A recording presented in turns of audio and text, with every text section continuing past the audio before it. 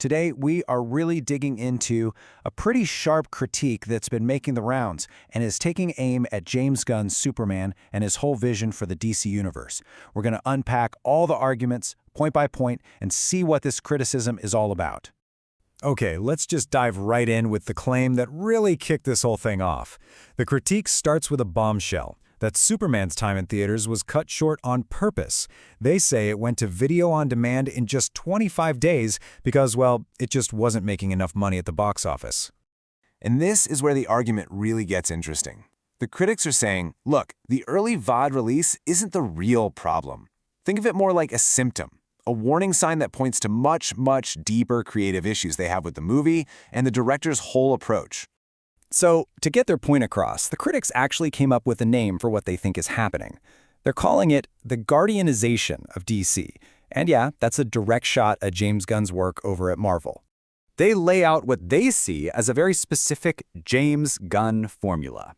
The argument is that there's this repeatable template, from the filmmaking style to the music to even the production design. They feel like this formula was perfect for the first Guardians of the Galaxy, but now it's being copied and pasted onto DC characters where maybe it just doesn't fit. And here's the example they use to really drive the point home. You remember those Spotify playlists for each character? That was a huge part of the marketing. Well, the critics point to that as the ultimate proof of style over substance. They're basically saying that more time and energy went into a marketing gimmick than into actual fundamental character development.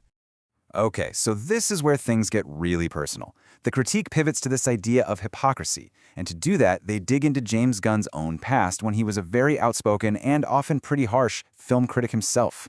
So they bring up these old tweets from Gunn where he absolutely blasted Tim Burton's 1989 Batman, calling it an awful film. And he was especially angry about the movie changing the lore by making the Joker the person who killed Bruce Wayne's parents. And this right here is how they illustrate what they call a double standard. On one side, you have Gunn's fiery take on Burton for changing Batman's sacred origin story, and on the other, you have these critics' own anger about how Superman changed Jor-El's character. They're arguing it's the exact same thing, a director messing with the lore in a way fans don't like. And they don't stop there. They also bring up Gunn's dismissal of Christopher Nolan's Batman movies, which are, beloved by so many. The whole point here is to build their case that if you're someone who is so willing to dish it out to other filmmakers, you've got to be ready to take it when people criticize your work. So from this point, the argument gets even bigger.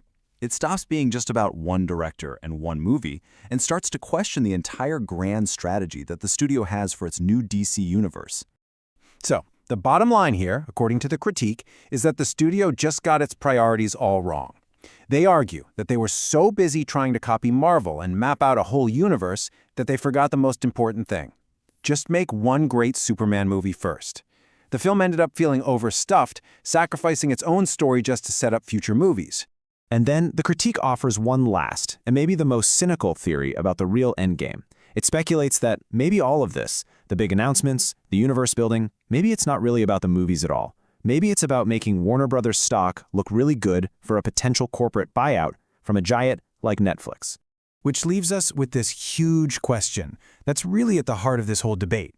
When you're dealing with these iconic characters with decades of history and millions of passionate fans, what's more important? A director's unique, maybe even controversial vision, or the massive weight of what the fans expect and what the lore has already established? It's a tough question, and one that's not going away anytime soon.